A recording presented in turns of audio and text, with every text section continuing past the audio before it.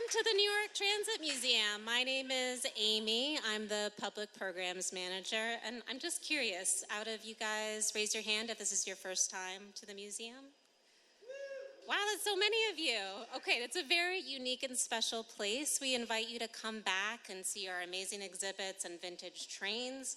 Our current hours are Wednesday through Sunday, 10 a.m. to 4 p.m. I also wanted to plug a few upcoming programs that you can find on our website's calendar. Here at the museum on May 15th, we have scholar Alexander Wood coming to talk about his new book, Building the Metropolis, and he'll talk about the history of the transit system in New York. We also have on sale tickets to a couple walking tours coming up if you want to learn more about subway history or the 2nd Avenue subway line. A great way to stay up to date on our programs is to subscribe to our newsletter. So tonight's program is months in the making. It is our absolute privilege to partner with the Generations Project. The Generations Project is a nonprofit that teaches storytelling and produces shows of those stories featuring LGBTQIA+ individuals of all ages and backgrounds. For this event, we will hear personal stories from members of Pride Express.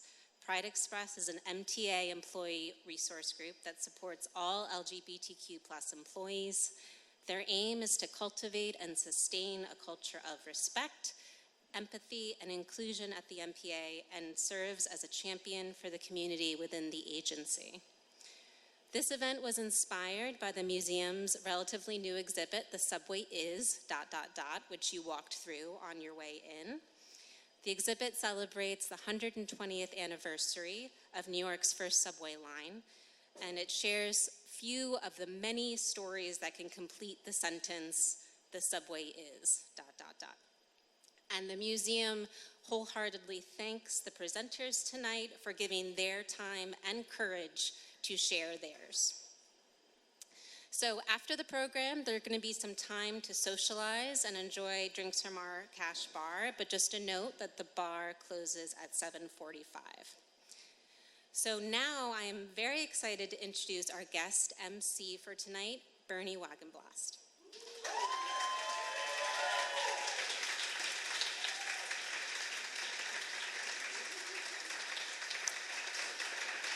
Bernie Wagenblast's voice was first heard by folks in the tri-state area in 1979. That's when she made her debut as a traffic reporter on radio stations such as 1010, WINS, and WABC.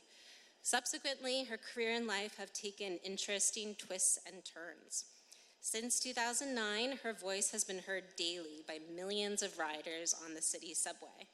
She is also the voice of the air train at Newark Liberty International Airport and on Patco in South Jersey and Philadelphia. More recently, she was asked by Lin-Manuel Miranda to serve as the voice of the train conductor on the new Warriors album. Super cool. At the start of 2023, Bernie came out as a transgender woman and has used her platform to raise trans visibility. So now I'll hand it over to Bernie.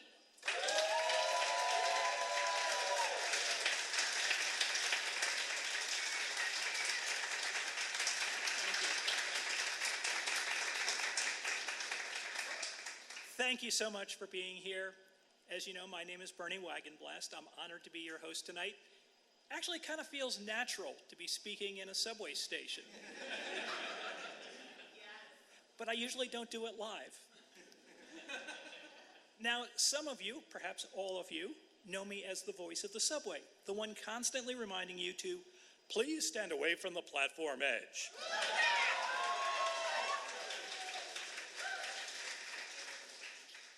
I spent most of my career behind the mic, doing traffic reports, voice announcements, and keeping New Yorkers moving.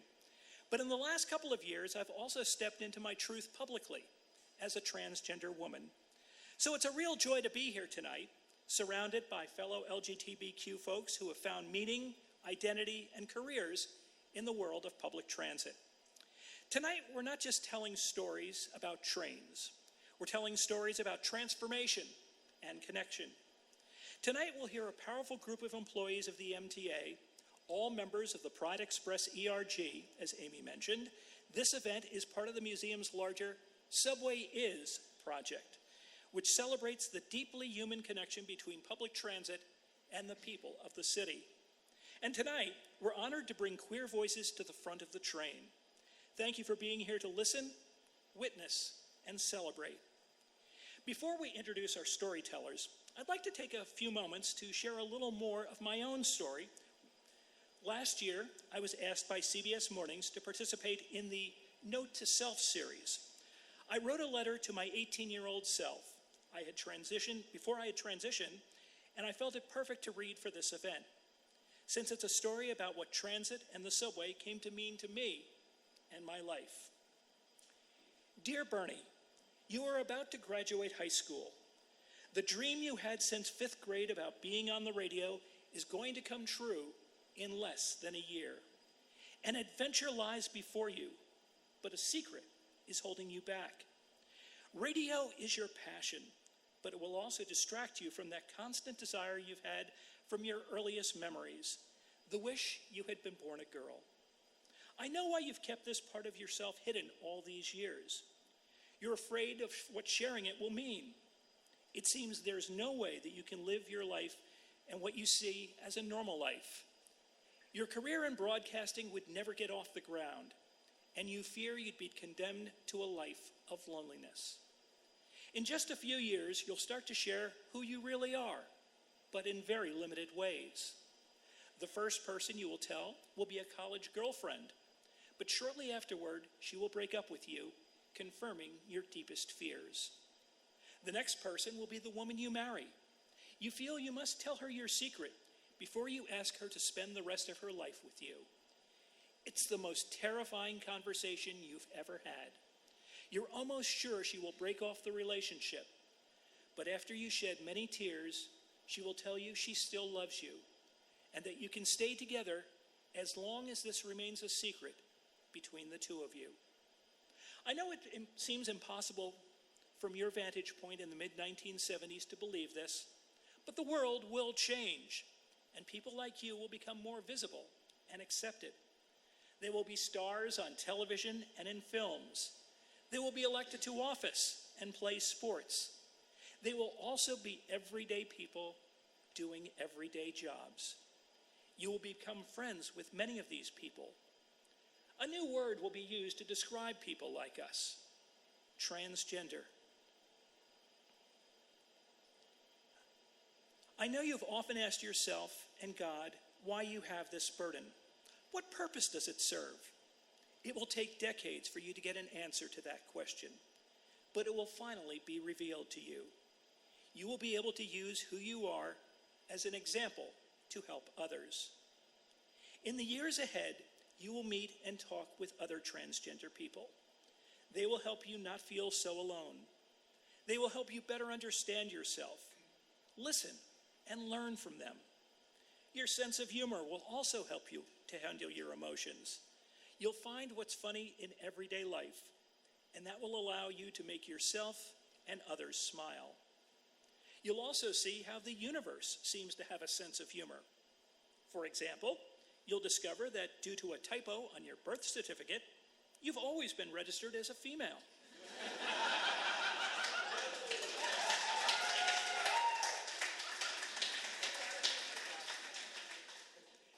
You don't know it yet, but there's this thing called a podcast. Consider it a modern form of radio. It will allow you to tell your story to millions of people and share it worldwide. It will help your voice reach so many more people and let them know they are not alone. One day, millions of people will know your voice. It will be used in places that you can't even imagine. It won't be until 2017 that you finally take steps to live on the outside how you've always felt on the inside. You'll see others that have transitioned. A final push will come when a friend helps you to attend a support group event as your true self. Your fear of being a laughingstock will disappear, and you'll realize that you can do this. When you do transition, it will bring great happiness, but it will also cause pain. Your 4-decades-long marriage will come to an end.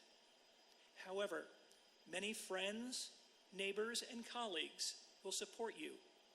You'll return to your high school and tell a group that includes a former teacher and current students who you are.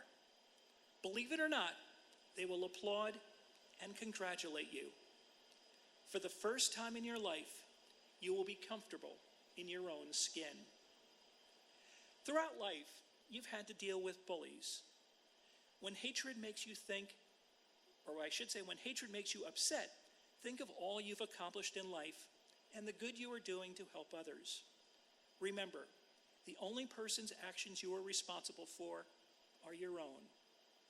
If there is one final bit of advice that I can offer, it's to trust yourself.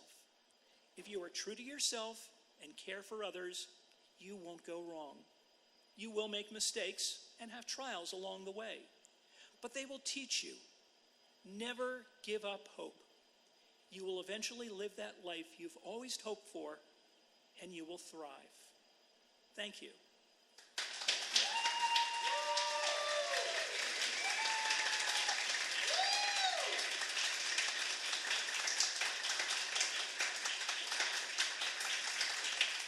Thank you so much. Thank you.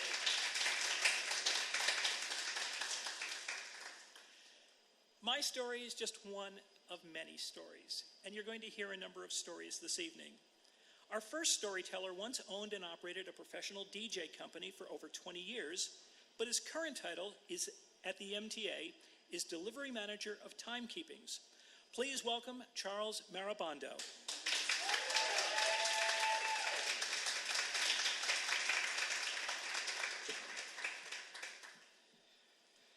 Good evening, everyone. Thank you so much all for coming out tonight. My story begins as a child. I've had a love of trains. My grandfather, who I'm named after, had a Lionel train set, which he handed down to my father, who handed down to me, and it was something that we put up every holiday season. I would always be intrigued by trains, taking New Jersey Transit to the subways for special events throughout the years in New York City. One of the most special and memorable being World Pride in 2019. World Pride was such a historic and monumental event that the MTA even created custom Metro cards and affixed a heart-shaped Pride logo to the side of 50 number 1 trains to commemorate the event. World Pride culminated with a performance by the legendary Madonna. So, anyone who remembers that day, remembers World Pride, remembers that it started out as a beautiful day in the morning, which quickly turned into a storm, and the heavens rained down. I was on the pier at Pier 94 watching Madonna do a sound check to Vogue. We were not allowed to record. There may or may not be a video on my cell phone still of Madonna sound checking Vogue. The skies opened up. The tents from Pier 94 were literally blowing all over into the Hudson River. We didn't know if the day was honestly going to continue or not.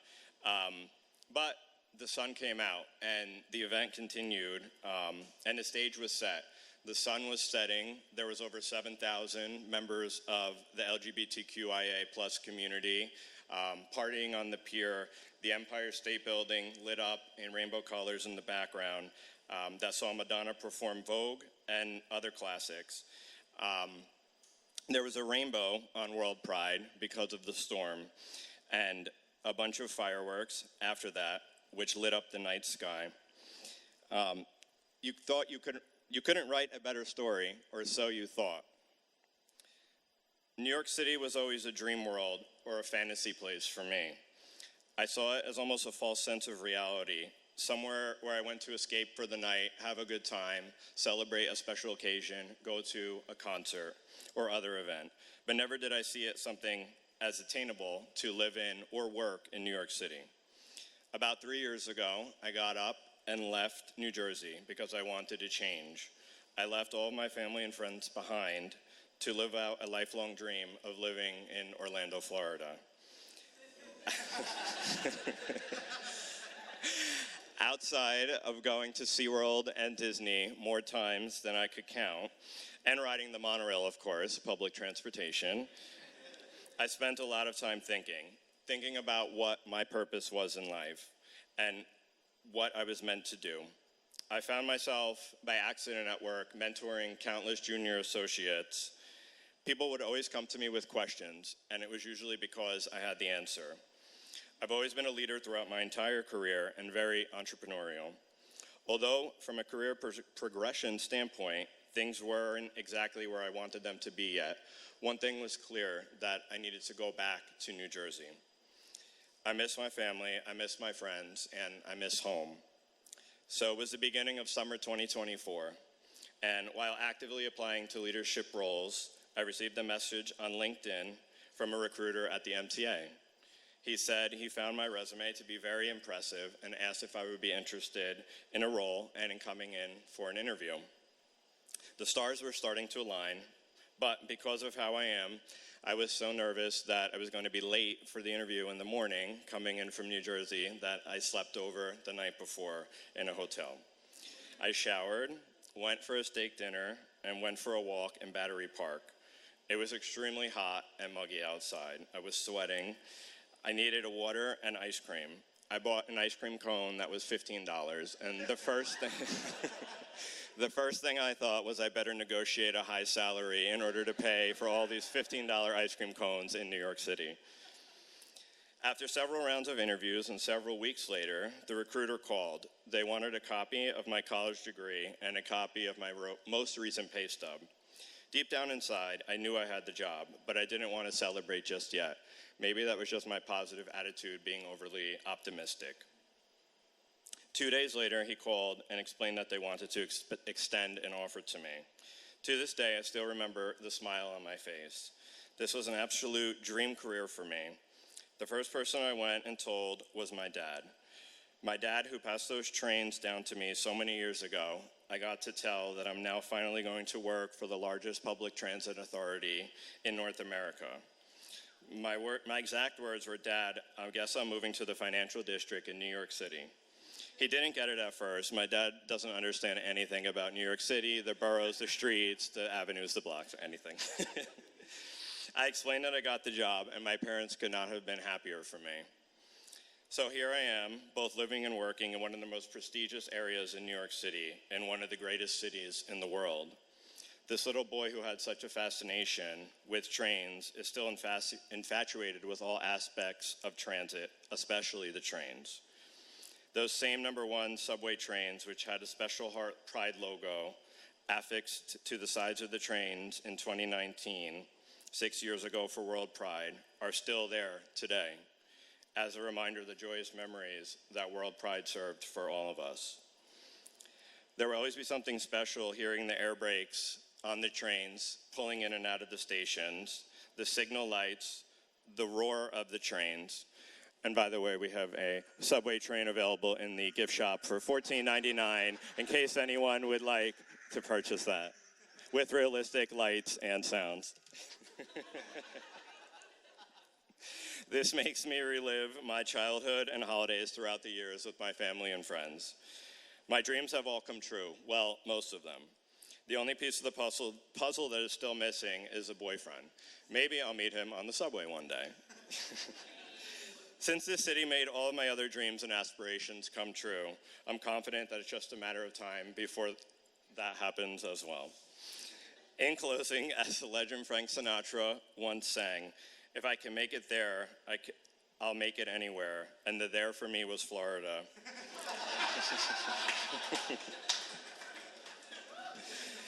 And as Alicia Keys sang, "In New York, the concrete jungle where dreams are made of, there's nothing you can't do. Now you're in New York, and my dream is just getting started." Thank you.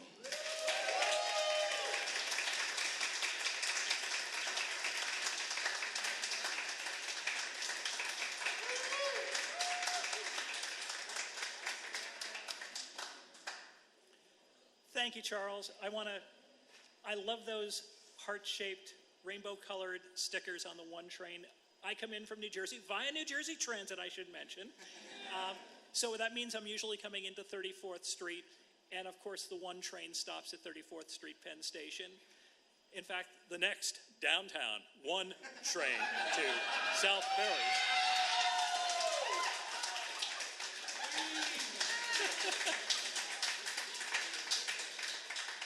But I love, when I've done some media stories, I love being able to take the one train and show the heart symbols on the one train. Next up, we have our youngest storyteller. He previously worked as a peer mentor for college students with learning disabilities, then went on to intern at the MTA just a couple of years ago, and is now a staff analyst in the controller's office. Let's welcome Peter Oh, I knew I was going to do this. Balalufi Fry. I would eventually get it.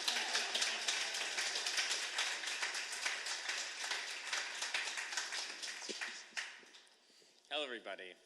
So there's this iconic photo of me from 2004, and I'm 6 years old, and I've got this long, greasy blonde hair, and I'm hunched over this big white box that we used to call a computer at the time. And I'm in that photo, I believe I'm playing SimCity 4, which had just and I think it came out the end of 2003, so it was very new. I was 6, so I didn't really probably know what I was doing, but I was like, ooh, urban development, trains and stuff. So I was having a great time, and really, as a child, yeah, that was really my draw to transit, was games like that, like Transport Tycoon games, but urban games as well, like SimCity 4. But as I got older, things in my life got a bit more complicated for me. So in high school, in particular, I was struggling with my sexuality. As a freshman, there was this one moment where I was running around the halls. My sister was a senior. I run up to her. I'm acting very flamboyant. I'm speaking very flamboyantly. And I don't know if any of you have had an experience like this, but my sister immediately said, no, you can't act like that around here. Not like while I'm in school with you. And she said, you're embarrassing me. And I remember that moment, how embarrassed I was for being treated like that and told that, and that I couldn't be myself. And things at home were a bit more complicated even from that. In my sophomore year, my mom's mental health started to seriously decline. It really started, I remember, I think it was in October, and I woke up in the middle of the night, this buzzing sound. I run into my sister's old bedroom, and my mom's in there blowing a hairdryer in her ear. I didn't realize until later that was because she was trying to get the voices out of her head. So with that going on at home and some other physical illness and other stuff going on with myself, my mental health really took a tumble, and my academics fell apart.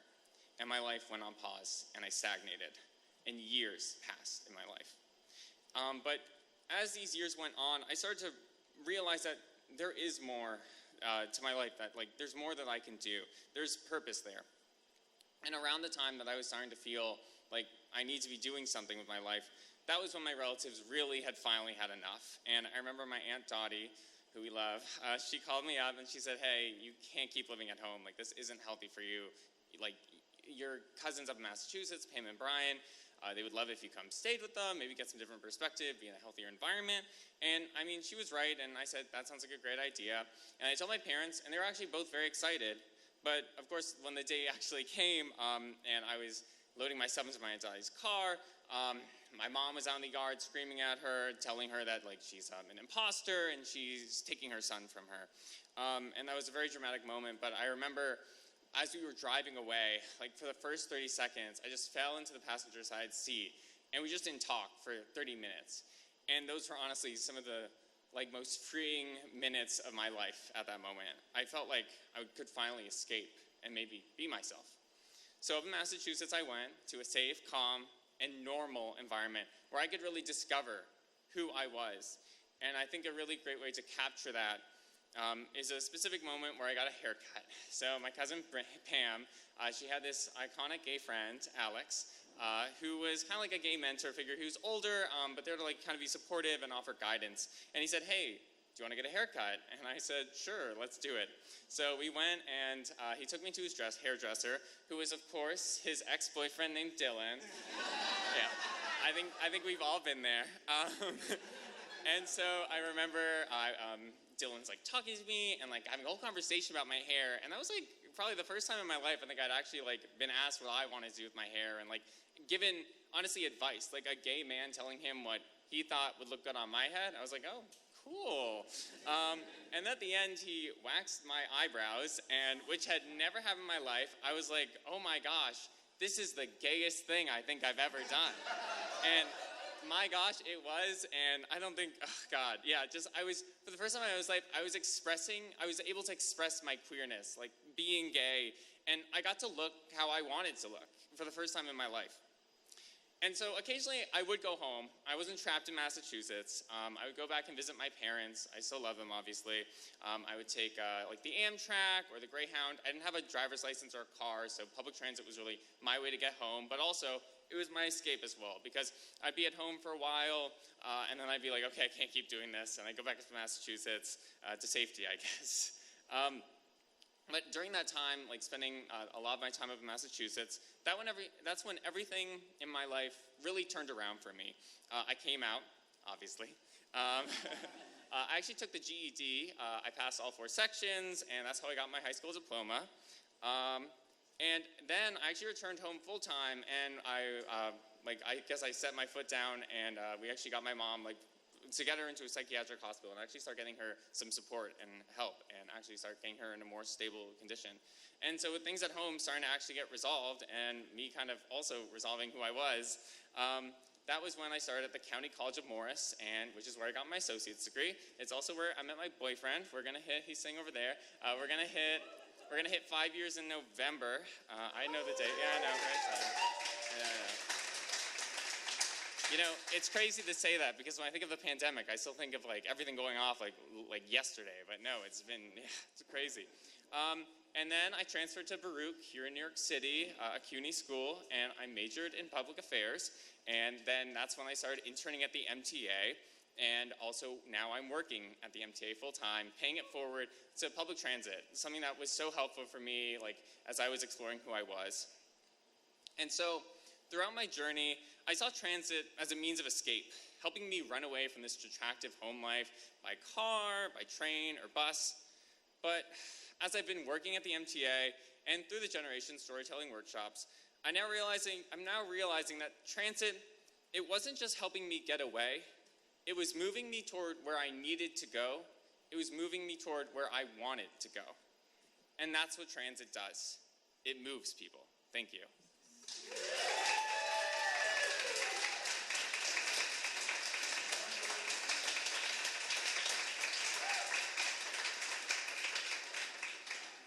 Thank you so much, Peter. Anyone who wants to get their eyebrows waxed, you know who to contact.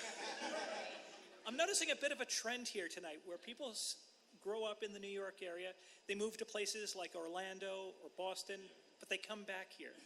That's the great part, coming back to New York. Well, we're going to continue that trend. We have just 2 more stories for you tonight. Our next storyteller grew up as a military kid, attending 8 different elementary schools, including in England. So she actually has a British accent from kindergarten through 1st grade, so not a long time. Her current title at the MTA is Director of Energy Policy, Compliance and Programs. Please welcome Kenyetta Lovings. Kenyetta?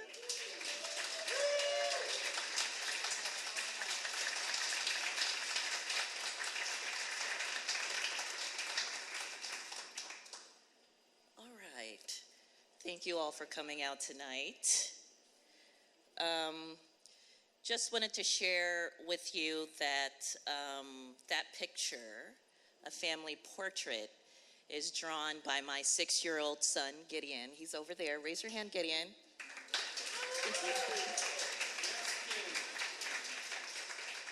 He's a budding artist, so I wanted to give him a bit of recognition. My Pride Transit story is about my queer family. I came of age during the Cold War, where the American family unit was expected to be nuclear, having 2 parents, a mother and a father, and their biological children all living together under one roof. I grew up in a suburban neighborhood in North Carolina, in a ranch house with a two-car garage at the end of the cul-de-sac. 60 years ago, when my parents fell in love, I wonder if this was the life that they envisioned for themselves. My parents fell in love during a time of war. They met when my father was a young soldier, barely out of the Mississippi Delta and fresh off his first tour of Vietnam.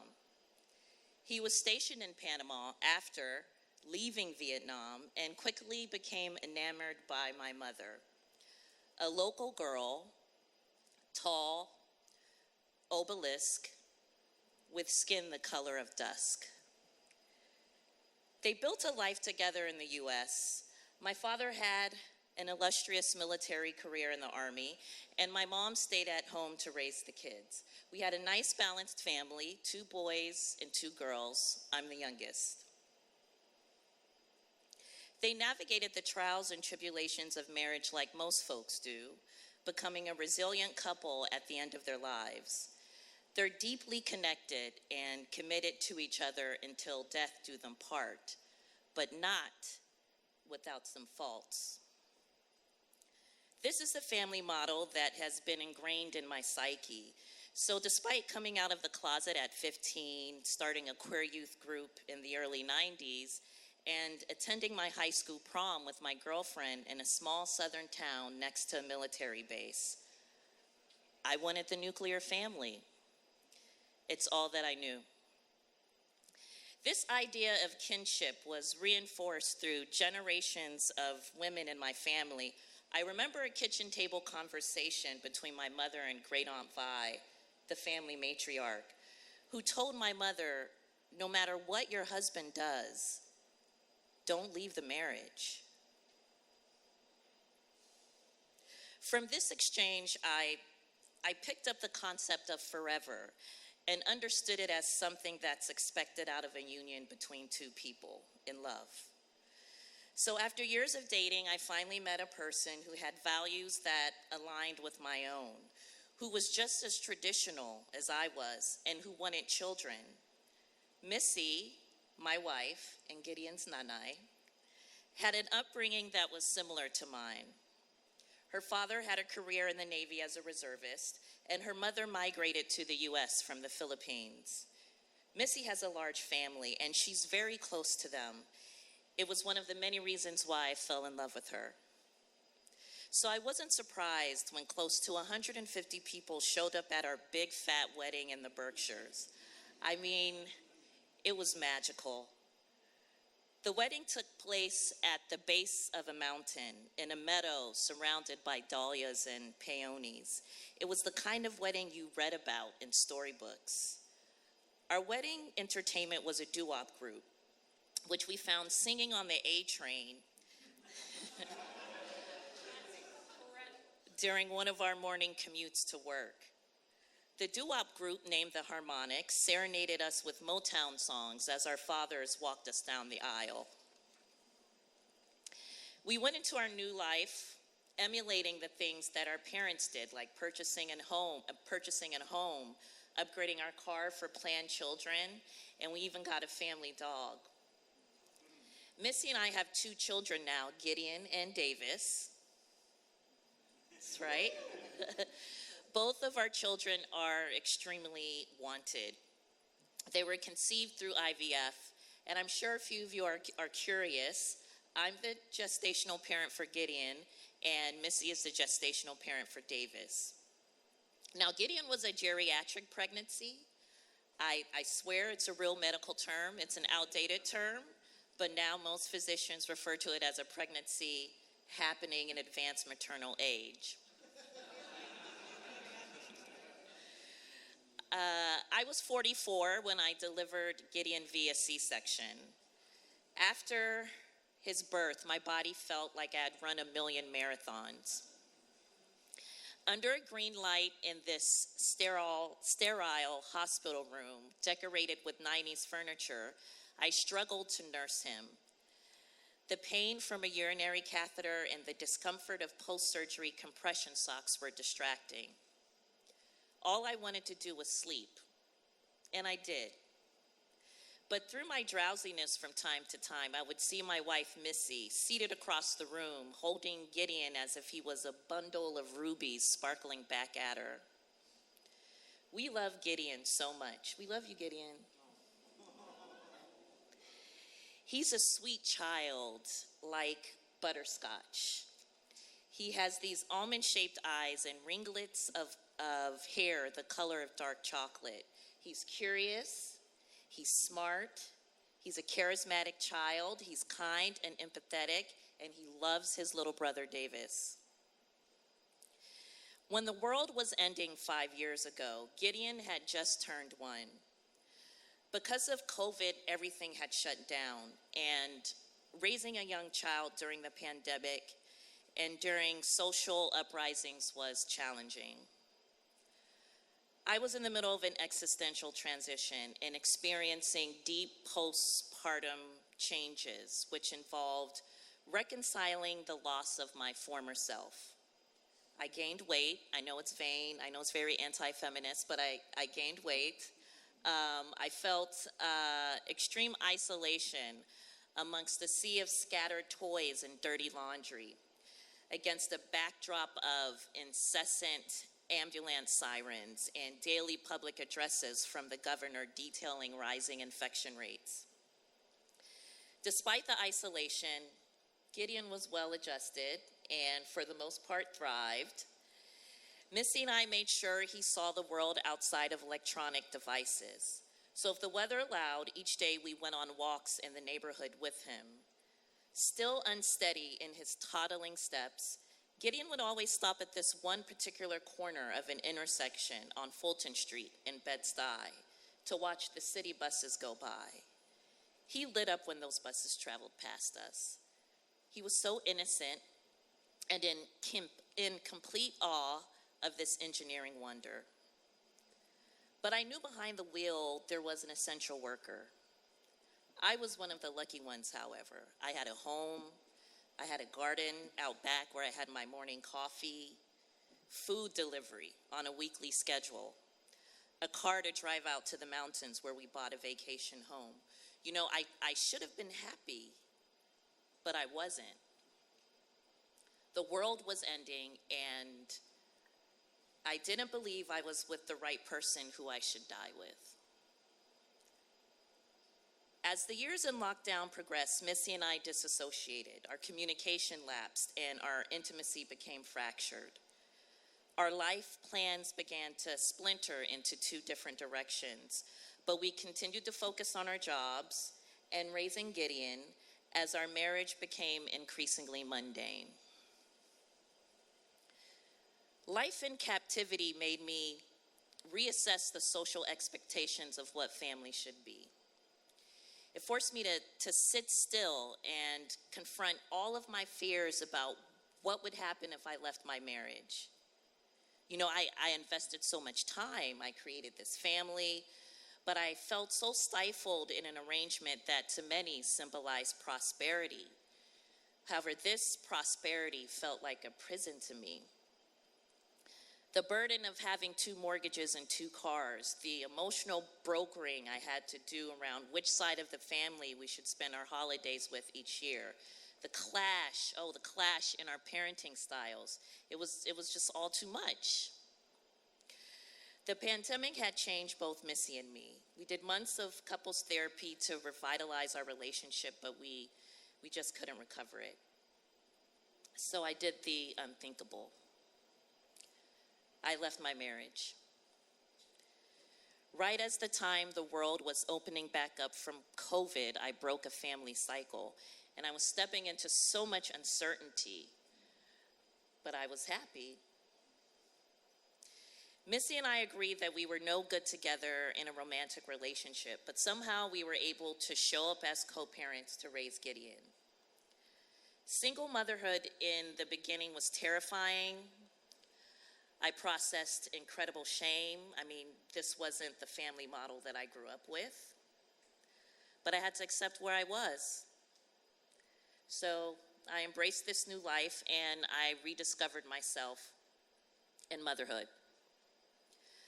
I abandoned the over-reliance on my car, a symbol so central to the traditional definition of family that I grew up with. I relearned to carry bags of groceries on the train. It's rough. On the back, yeah. I created memories with my son, new memories with my son, finding such joy in watching him experience a city that had been closed off to him because of COVID. And Gideon, which was a proud mama moment, gained his subway sea legs. Yeah. So he learned how to surf the rattle and clank of a train stopping and starting in subway stations. Time passed, and soon the tan line on my ring finger faded away, and I fell in love again with a beautiful woman whose name means moon. Chandra, which is moon's name in Sanskrit, happens to be a professor of women's gender and sexuality studies. And even though I knew it, she had to remind me of what queer kinships mean. That the bond queer folks develop with each other are not all based on biology or even romance. That sometimes family can be chosen. I remember when I was coming out of the closet in the repressive 90s, a cunning way to ask someone if they're queer or not is to pose the question, are you family? This made me think, you know what? I can absolutely reimagine what family means to me. I'm queer. I can make up my own rules. Family doesn't have to be a nuclear unit. Listen to me. There are no rules when it comes to structuring family in the queer community. And how freeing is that? It was a light bulb moment for me. It was a self-actualization. It was a profound understanding, and I had arrived on the conclusion that family is, in fact, what you make it. Thank you.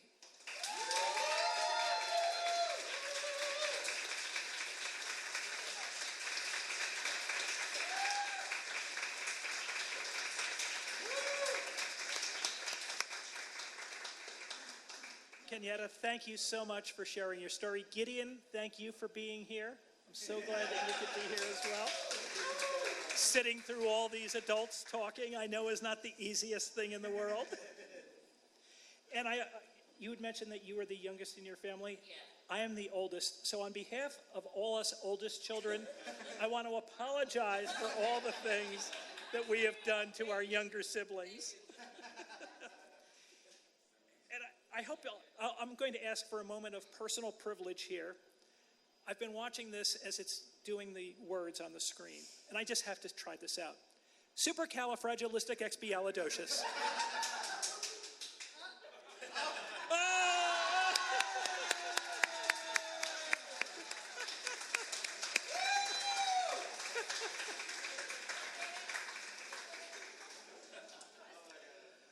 Our last speaker of the evening is a Guinness World Record holder.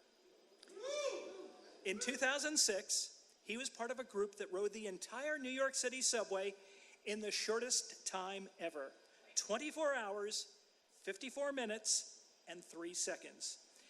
He's now Senior Vice President of Subways, so I guess it all paid off. Let us welcome Bill Amorosa.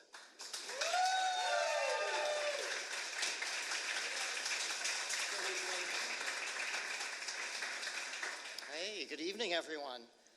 Before I get started, I just want to say this is a full circle moment for me. Not many people know that my first official role with the MTA was as a volunteer tour guide with the New York Transit Museum. Very exciting for me to be back here. I want to thank the museum for hosting this event tonight. So I want to take you back to a time before I was excited about subways. I didn't really know what subways were. I was a young kid. I was the smart kid at school, which meant I wasn't the most popular kid. Nobody likes a smart kid. But I realized that getting good grades made my teachers happy. It made my parents happy. So I'm like, okay, they're happy. I'm going to keep doing this. And then as I sort of went through life and, started in the work world, doing good at work made my bosses happy. And I realized it felt good to make other people happy. But what about me? As I started going through high school, I went to an all-boys school, so this is why this makes sense. My friends were getting girlfriends. And I was like, it's not for me. So I found this great new thing called the subway. And I'd been on the subway once before. I started high school, and then suddenly I had to commute every day. And most people outside this room will say the subway is scary. It's dark. There's delays. You need to find alternate routes around. And I started riding, and I'm like, I kind of like this. This is really cool. It's getting me places. I can go to parts of the city I've never been to before. It's different wherever you go. There's so much history with it. So I started learning everything I could about it. And the cool thing about learning about the subway is there's no expectations. No one is going to say that I don't know as much as anybody else, so I'm not going to disappoint anyone.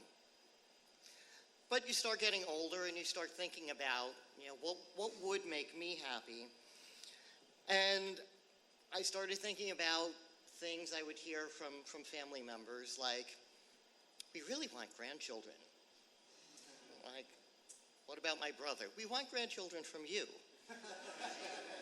And then I remember a moment when one of the older cousins in our family came out, and I was having a conversation with my grandmother, and she's like, we respect everyone, and everyone is fine. But you're not going to be like that, right? And in the back of my mind, I'm going, of course not. Don't worry about it. Let's move on. So I spent a lot of time throwing myself into work. I worked really, really long hours. I threw myself into my hobbies, and I avoided learning about the personal side of myself. And it was because I didn't want to disappoint people, and ultimately I wasn't happy myself. So let's fast forward a little bit. Now it's 2007, 2008. And I was talking to a friend, and he said the most stressful things you can do in life are move, get a new job, and date. So I did all three at once. I bought a condo in Greenpoint in 2007, thinking it was outrageously overpriced, and I'm glad I did it back then. And I remember I had still lived with my parents in my late 20s, and we went on a trip to Atlantic City together, and they stayed behind, and I got on the ACES train. Anyone remember the ACES train? Yes, nonstop from Atlantic City to Penn Station. And I took the subway home and got off the G train at my new apartment for the first time. And it was this freeing moment of being on my own and having to make my own decisions. I had a job I loved. I interned for the MTA for a few years and then had an opportunity to go to the private sector. I worked for a startup telecom company, which was fun and exciting. And then telecom winter came and the internet bubble burst and the founders of the company had left. And I was having lunch with my old boss as an intern, and he handed me a job posting and said, you should apply for this. And I said, I love my job, I'm not going anywhere. And on the last day of the posting, I applied. Had a very tough interview that I thought I was terrible at. And on my way up to a really, really important presentation at my company, I got the phone call asking me to join the MTA.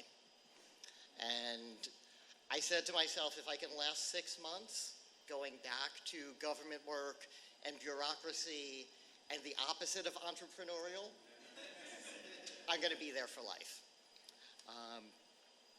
And then dating.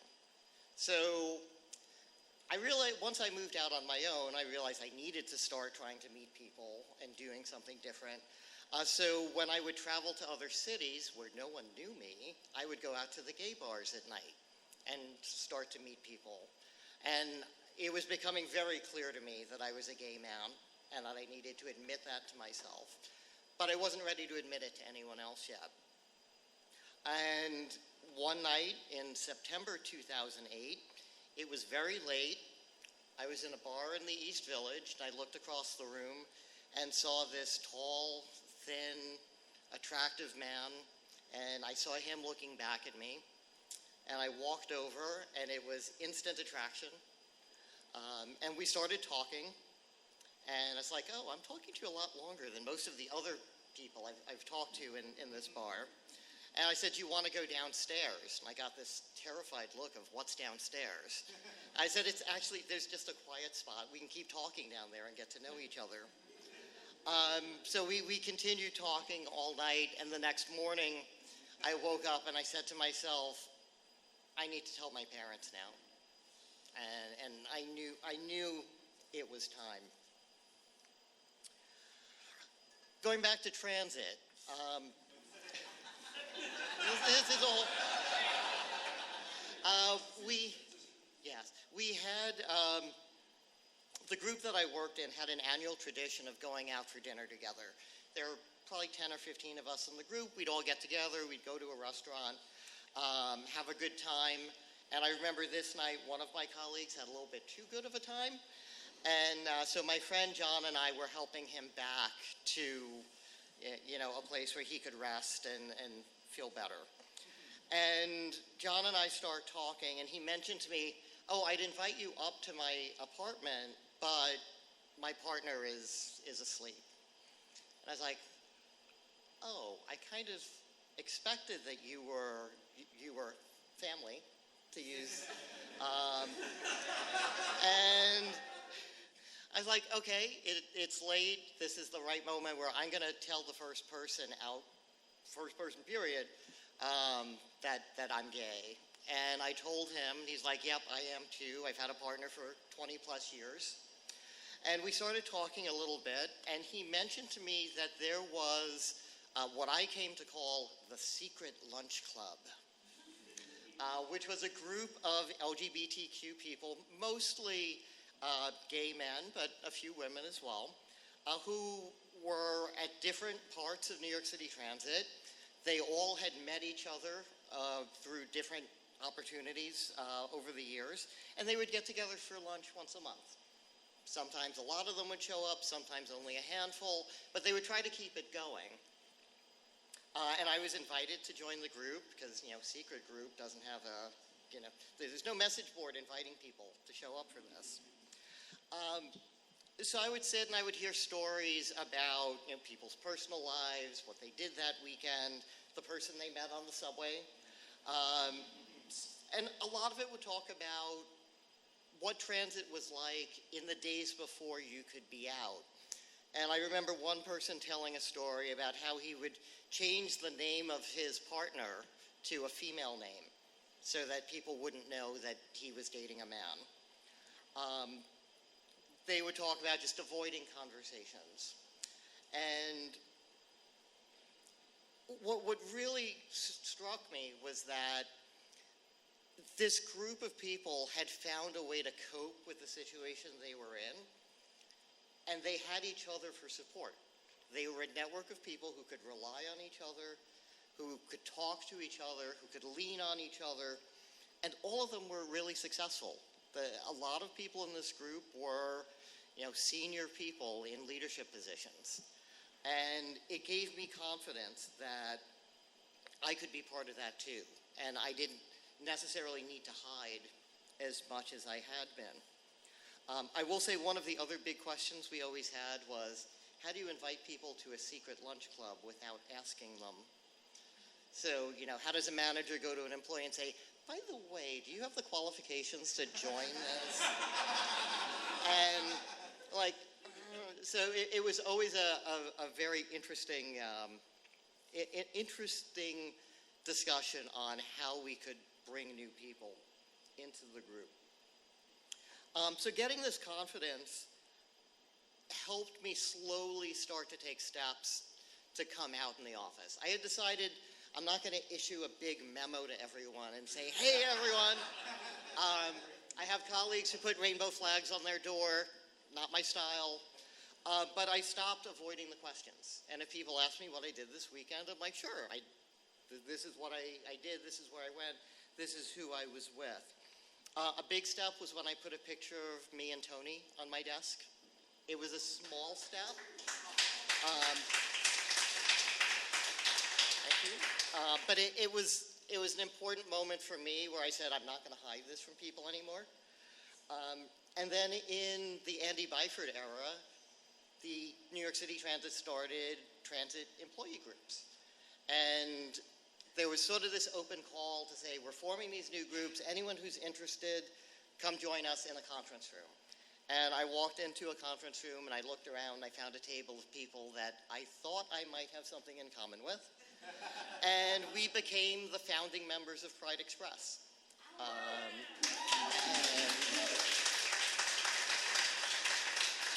And so this was another step of, I'm not going to hide this part of myself anymore. I'm going to be out. I'm going to be part of the community. Joining Pride Express is not, saying, hey, I'm gay or lesbian. There are plenty of allies. In fact, I think 2/3 of our original leadership team were allies, which was great for the group. But it gave me an opportunity to meet more people and start to give that support to others in transit who needed it. One of the really interesting things to show sort of the change over time and generations is many people from the Lunch Club never transitioned over to Pride Express. There was something about being a separate group that was invitation only and just their own thing. They weren't ready to be public. And yet some of us did make that transition over, and it's been very successful. And we got our leader, Dan, of Pride Express here in the audience with us.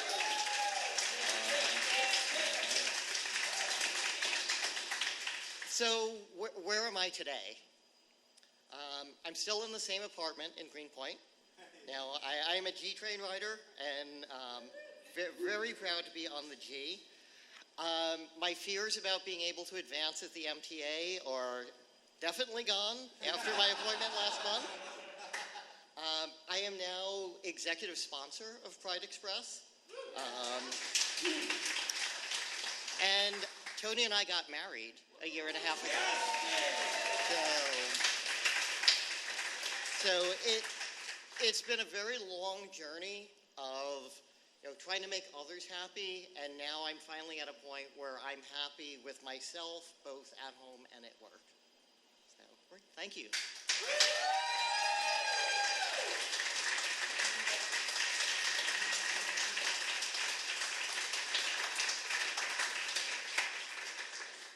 Thank you so much, Bill. I have to recruit you to start taking some of the numbered lines.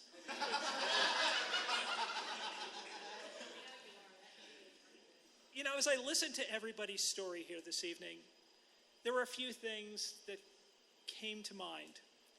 One is all of us, in one way or another, had a coming out story. Sometimes to ourselves, sometimes to others, sometimes to both. And that's probably true for many of the people who are here in the audience tonight. The other thing is, whether we live in New York or like me, in New Jersey, I consider myself an honorary New Yorker at least, that we have found our people here in New York. It's a big, big city, but it feels so small at times when you find your community and you find those who love and support you. And that is something that I am forever going to be grateful for New York, for doing that. I want to thank a number of people who had a role in this evening. First of all, our storytellers, a huge thank you to you for sharing your truth.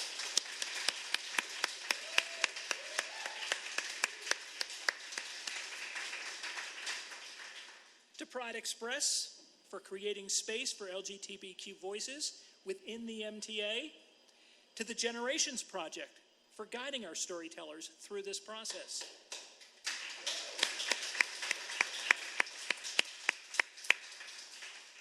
and to the New York Transit Museum for keeping our shared history and our stories on track.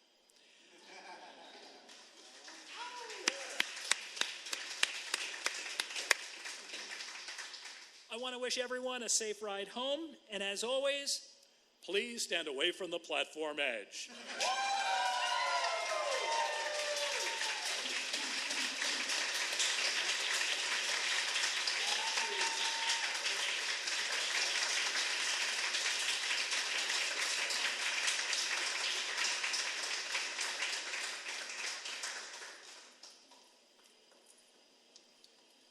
That's it for tonight, but like I said, the bar is going to be open until 7:45, so please introduce yourselves, talk to the speakers if you have any questions.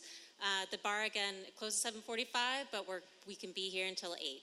Okay, great. Thank you so much for coming tonight.